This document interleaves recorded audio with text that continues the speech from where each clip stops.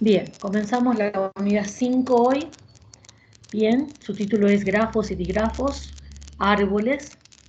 En realidad, también tendríamos que aclarar aquí que vamos a ver árboles dirigidos y no dirigidos, nada más que para no hacerlo al título más grande, lo dejamos ahí.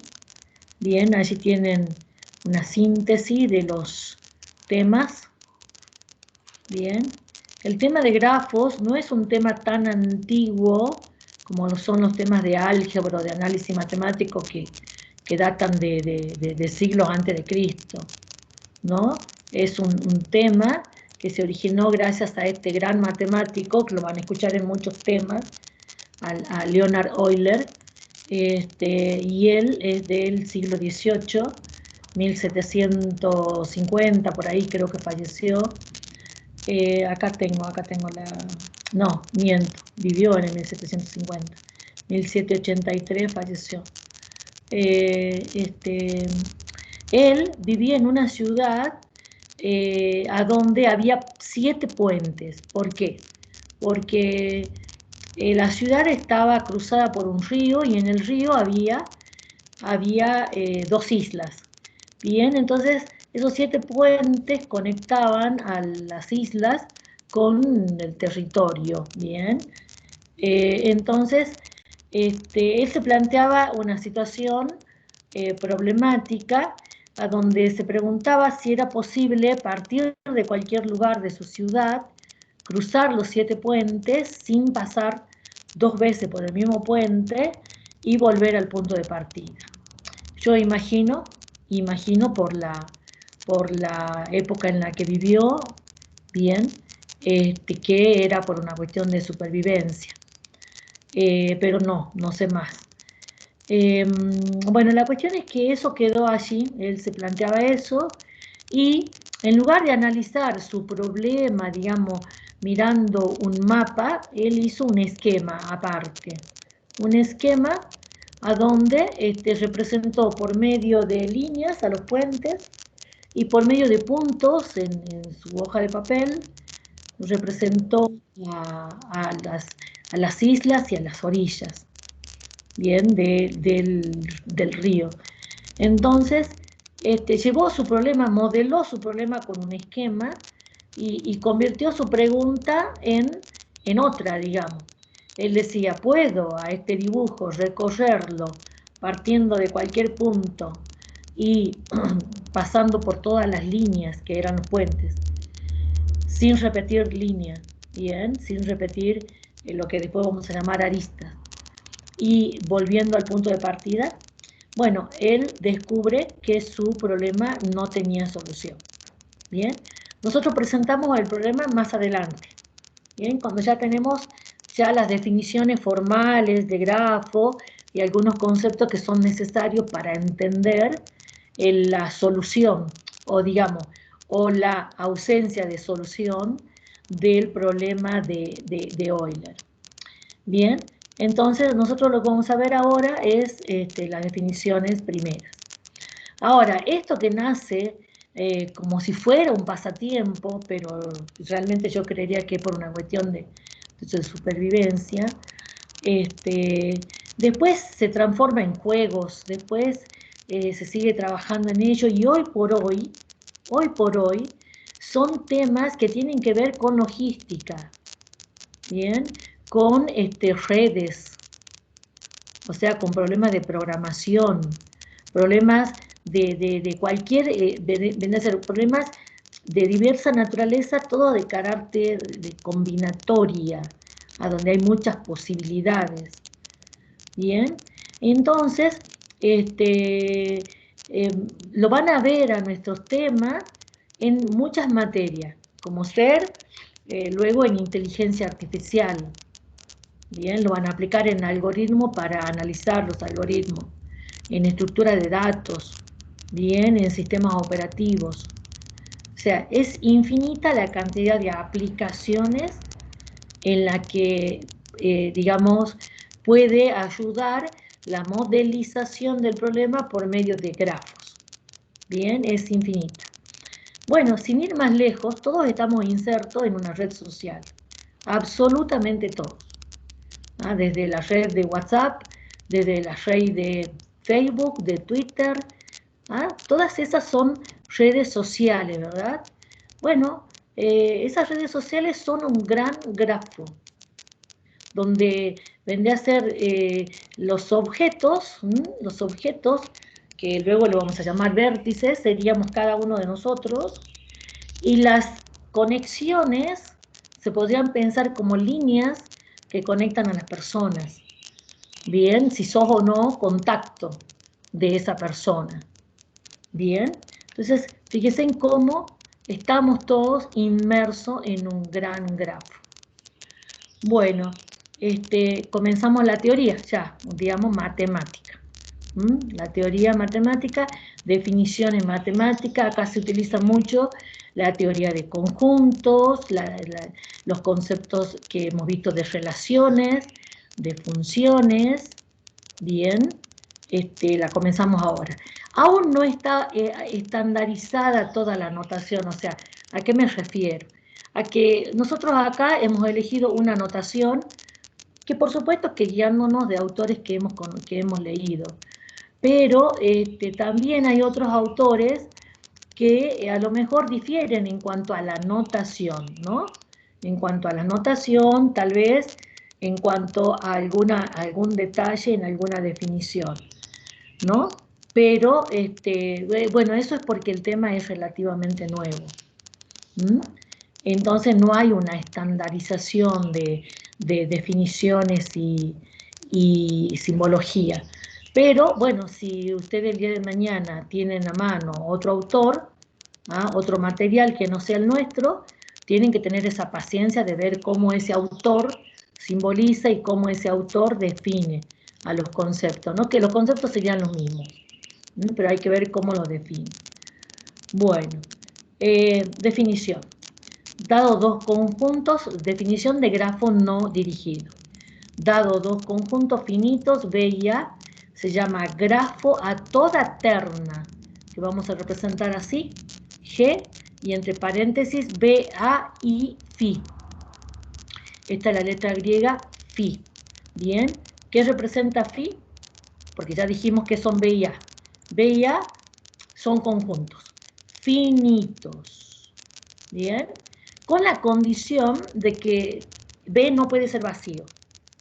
A sí, B no. B no puede ser vacío. ¿Y quién es Φ? Como le decía, es una función que a cada elemento del segundo conjunto, ¿quién está en esta terna, el segundo conjunto? Fíjense que en ningún momento aclaro sobre de qué naturaleza son los conjuntos B y A. ¿De qué naturaleza son? Bueno, pueden ser de cualquier naturaleza. Podemos hacer que B y A representen lo que sea, lo que a mí me convenga. Bien, bueno. La cuestión es que A es el segundo conjunto.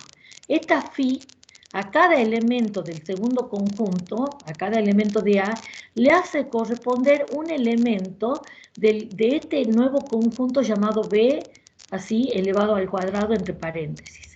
Este es un conjunto especial. No es B por B, no es el producto cartesiano. Bien, que por ejemplo cuando estábamos en relaciones veíamos el producto cartesiano. No, no es el producto cartesiano. B al cuadrado es un conjunto de subconjuntos de B. De subconjuntos de B. ¿Con qué condición?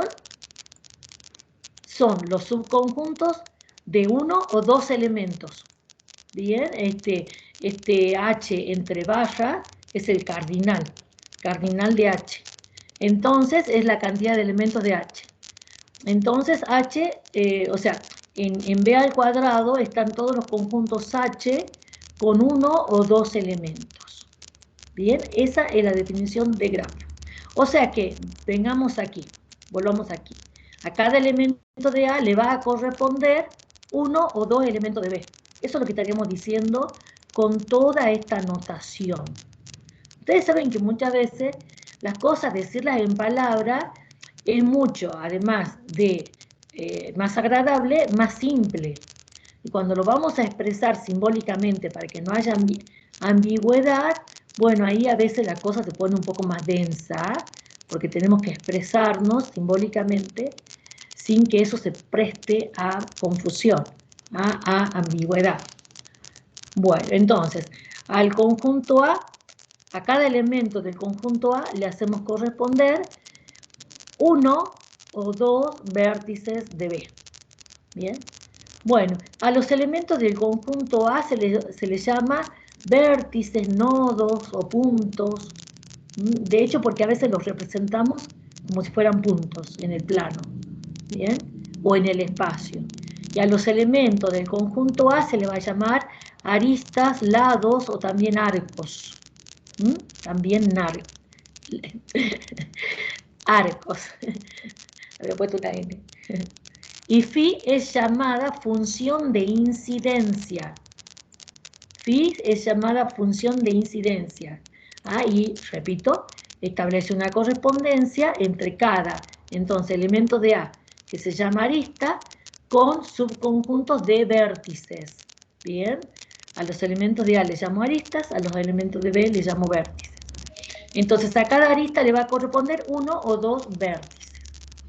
Bien. Bien, sigamos. Bueno, a ver, ya vuelvo con esto. ¿Qué hacemos? Lo más usual es representar gráficamente. Ojito con esto, que cuando yo les pido la definición es esto. Bien, esa es la definición, ¿no? El dibujo, la representación gráfica, es solo eso. Es una forma de representar gráficamente, no es la definición. Digo esto porque a veces en los exámenes, cuando nosotros pedimos definición de grafo, nos hacen un dibujo, ¿no? Y entonces le decimos, bueno, pero ¿qué significa ese dibujo? Bien, y no nos lo saben decir. Entonces, ahí están equivocados. Esta es la definición. Tienen que hablarme de la existencia de dos conjuntos finitos y de una función de incidencia que cumpla esta definición. No de su dibujo. ¿Bien? Es como si yo le dijera, defíname árbol. Y ustedes vienen y no me definen nada, me hacen un dibujito cual jardín de infante de un árbol. Que por supuesto, la imagen nos lleva a un árbol. Pero esa no es la definición. Es una de las tantas maneras de representar un árbol. Bien, entonces no confundir representación gráfica con la definición. Bueno, ¿cómo representamos gráficamente a un grafo?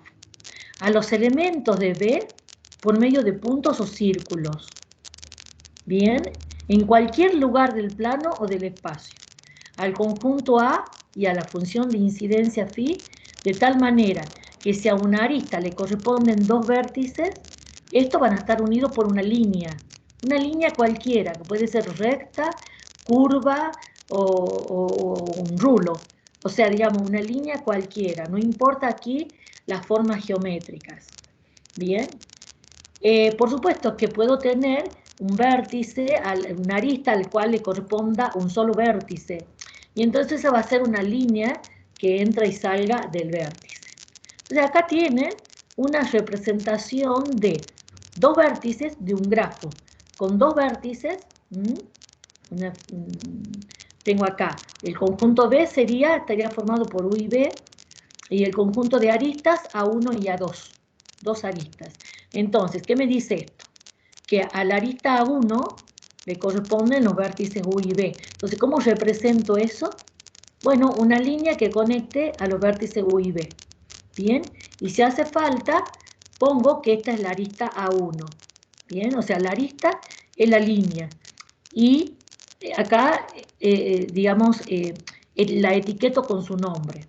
A veces las etiquetas las damos por sobreentendidas, ¿no? O sea, no siempre van a tener etiquetadas las aristas. Bien, siempre y cuando tengamos en claro quién es la definición, no va a haber duda de quién incide en quién. Bien, y acá, por ejemplo, a la arista 2 le corresponde nada más el vértice B.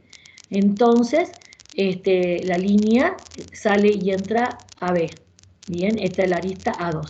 Estos dibujitos, chicos, yo los hago con un programa que más adelante tal vez les dé un pequeño taller de este programa que encontré con suerte hace como 2 años en internet de descarga gratuita, Happy, ¿no? Y es un programa muy potente porque no solamente que me permite diseñar mis propios grafos, sino que también me permite analizar otros grafos, o sea, traer los datos de otros grafos y analizarlos, de grafos con la cantidad de vértices que quieran, bien, y analizar el comportamiento de los vértices.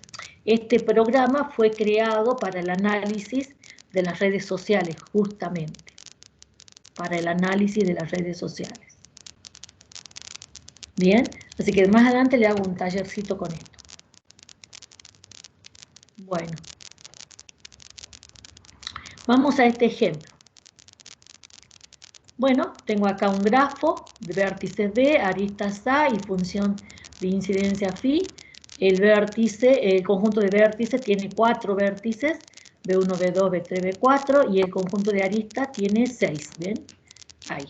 Pero, si yo no les doy esto, prácticamente no les estaría dando nada, porque con estas dos cosas no tengo nada más que los nombres de los vértices y las aristas, y no les estaría dando quién incide en quién, bien, cómo es, digamos, la función de incidencia, a quién conecta, bien, cada una de estas aristas, a quién conecta, ¿se entiende? Entonces, sí o sí, tengo que tener phi. Bueno, y phi sería una función discreta, o sea, una tabla de asignaciones entre cada arista y el par de vértices. Bueno, yo la puse aquí horizontal, ¿no? También la hubiera podido poner vertical a la tabla, pero para abarcar menos espacio la puse horizontal. Entonces, recuerden que phi es una función que a cada arista le corresponden 1 o 2 vértices. El dominio son las aristas y la imagen son los vértices. Bien, 1 o 2. Y entonces, este es el dominio, las aristas. Y entonces aquí estaría diciendo, phi de A1 es B1, B2. ¿Se entiende? Ahí estaría diciendo que a A1 le corresponde B1, B2. Que a A2 le corresponde B3, B4. Bien, o sea que debo hacer una línea que vaya de B3 a B4 y esa sería la arista A2. A3, B1, B3, A4, B2, B4, A5, B2, B1, A6, B2.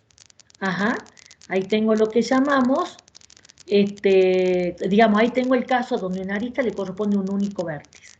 Bien, que más adelante ya damos el nombre, esto se llamaría un lazo o bucle. Bien, bueno, y esta es la representación, chicos, de ese grafo. Bien, elijo, bien, círculos para representar los vértices. Bien, yo elegí esta disposición, podría haber elegido cualquier otra. Elegí esta forma para las aristas, podría haber elegido cualquier otra, ¿se entiende? O sea, yo puedo tener dibujado al mismo grafo con distintas apariencias. Entonces yo hice esta apariencia. Si ustedes, no mirando mi dibujo, no se dejan influenciar por mi dibujo y hacen su propio dibujo, es seguro que va a tener otra apariencia. Entonces podemos tener muchas apariencias para el mismo grafo, porque aquí no importan cuestiones de posición, de tamaño, de cuestiones de geometría. No, acá no tienen que ver coordenadas, distancias, nada de eso. Bien, entonces yo podría haber elegido otra disposición para los vértices y tendría otra apariencia para el mismo grafo. ¿Qué es lo único que importa? Lo único que importa es quién incide en quién. Esto es lo que importa. Bien, la arista 1 conecta los vértices B1 y B2. Más adelante digo que la arista 1 incide en los vértices B1 y B2. Bien, por eso esta se llama función de incidencia. A2 incide en B3, B4, ¿bien? Ahí está A2, B3, B4. A4, que incide o que conecta a B2, B4. A ver, A4, B2, B4, ¿ven? Y A6 tiene un lazo. A6, B2. Bien, solamente incide en el vértice B2. Bien. Bueno, y yo ya les he mencionado algunas palabras que vienen después. Por ejemplo, voy a decir, cuando yo tengo una arista asociada a dos vértices, voy a decir que los vértices son extremos de la arista y que la arista incide en los vértices. O también voy a decir que los vértices son adyacentes. Bien, los vértices son adyacentes, ¿por qué? Porque hay una arista que los conecta. Es como decir, en algunos libros tienen la definición de vecinos. B1 y B2 son vecinos. Bien, bueno, a ver, entonces, les hago pregunta. ¿Quiénes serían los vecinos de B1? B2 y B3. B2 y B3. B4 no lo sería, ¿verdad? B4 no es adyacente a B1. Bien, vamos aquí. Bueno, cuando tengo una arista asociada a un solo vértice, esa arista es un lazo o bucle. ¿Qué puede ocurrir? Que tengamos dos aristas a los cuales le corresponden los mismos vértices. Recuerden que estos son vértices. Vértices. El phi de una arista, bien, la imagen de una arista son uno o dos vértices. Bueno, acá lo que estaríamos diciendo es, tengo dos aristas que tienen las mismas imágenes, o sea que le corresponden los mismos vértices. Bien, entonces aquí tengo esta situación. Fíjense, A1, B1, B2 y A5, B2, B1, ¿ven? Le corresponden los mismos vértices. Bueno, y alguien me puede decir, no, pero no es lo mismo B1, B2 que B2, B1. No, discúlpame, si es lo mismo. No, porque importa el orden. No, acá no importa el orden, porque no estoy con pares ordenados. Bien, acá por eso estos son conjuntos, no son pares ordenados. Son conjuntos. ¿Y qué hemos visto de la teoría de conjuntos? Que dos conjuntos son iguales cuando tienen los mismos elementos. Así que estos dos conjuntos son iguales. Bien. ¿Se entiende? O sea que cuando nombramos los elementos de un conjunto no importa el orden en el que nombramos. Eso importa en los pares ordenados. Bueno, entonces, ¿qué digo dice esta definición?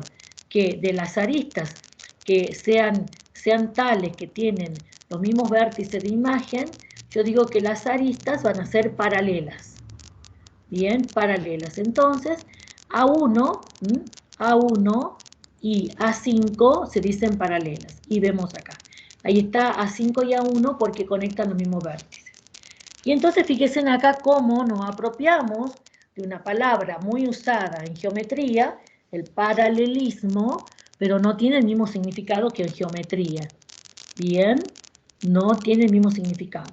Bueno, acá simplemente decimos que tenemos aristas paralelas cuando inciden en los mismos vértices. No hay ninguna arista paralela a 3, no hay paralelas a 2 ni a 4. Bien. ¿Qué es lo que puede ocurrir también? Que los conjuntos imágenes no sean iguales, pero que sí tengan a alguien en común. O sea, phi de A1 distinto de phi de A2, o sea, este conjunto de vértices es distinto de este conjunto de vértices, pero tienen un vértice en común. Entonces voy a decir que A1 y A2 se dicen adyacentes, aristas adyacentes. Entonces, fíjense acá, por ejemplo, la arista 1 con la arista A3, ¿no? Sus imágenes, B1, B2, B1, B3, no son iguales. Pero sí tienen alguien en común. ¿Quién sería? ¿Qué vértices tienen en común? B1, bien. Entonces, ¿qué digo de A1 y A3? Que son adyacentes. la miremos en el grafo, ahí está A1 y A3, y ese es el vértice en común. ¿Bien? O sea que aristas adyacentes son aquellas que inciden en un mismo vértice, en un único vértice. Digamos, en un mismo vértice, en uno, ¿no? Porque si en los dos vértices coincidieran, serían paralelas. Bien, entonces, perdón, mi Word, A1 y A3 adyacentes, A3 y A5 adyacentes, A3 y A2 adyacentes, A3 y A4, A3 y A4 son adyacentes. No. Sí, no, ¿verdad? No tienen ningún vértice en común. Bien, acá lo veo, A3 y A4, no tienen ningún vértice en común. Bien, bueno. Entonces teníamos vértices adyacentes, aristas paralelas, aristas adyacentes ahora. Bien, si un vértice no es adyacente a ningún otro, se dice vértice aislado. Cuando no esté conectado, puede ser que tenga un lazo, pero si no está conectado a ningún otro, se va a decir aislado. Bien, bueno, acá no tengo vértices aislados. Acá siempre, digamos, cada vértice por lo menos está conectado, en este caso está conectado a 2 o a 3. Bien, no, a 2. Acá de dos modos, digamos. Bueno. Bueno, cuando un grafo no posee lazos ni aristas paralelas, se dice grafo simple. Caso contrario, acá me faltaría poner, caso contrario, se dice multígrafo. Bien, a ver, perdón, pongo acá, agregar. Agregar. Bien, caso contrario se va a decir multígrafo. Entonces, grafo simple cuando no hay lazos ni aristas paralelas. Bien, este entonces no es un grafo simple. Bien, es lo que llamamos multígrafo. Bien, bueno, lo más frecuente para nosotros van a ser los grafos simples. Bien, es lo más frecuente. Bueno, bueno, esto ya un poco lo analizamos. Otro concepto, grado de un vértice.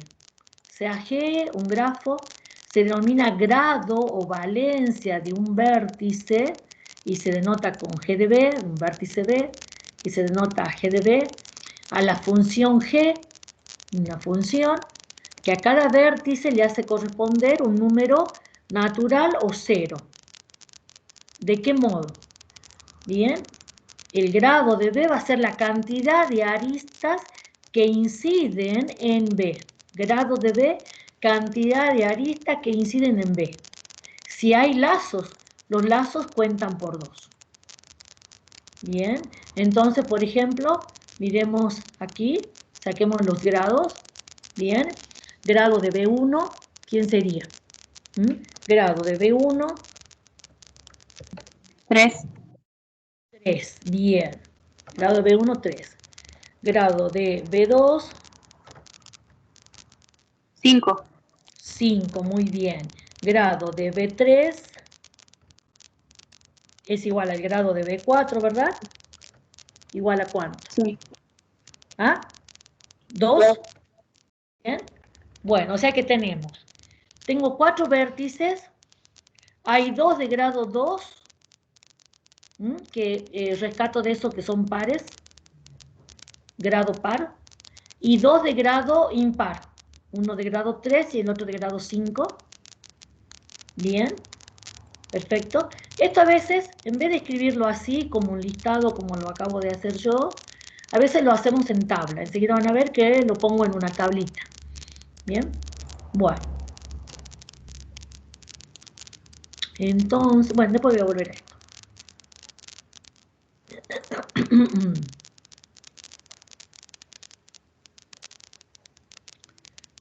Voy a terminar acá la grabación y la continuamos después, para que así no se haga pesado.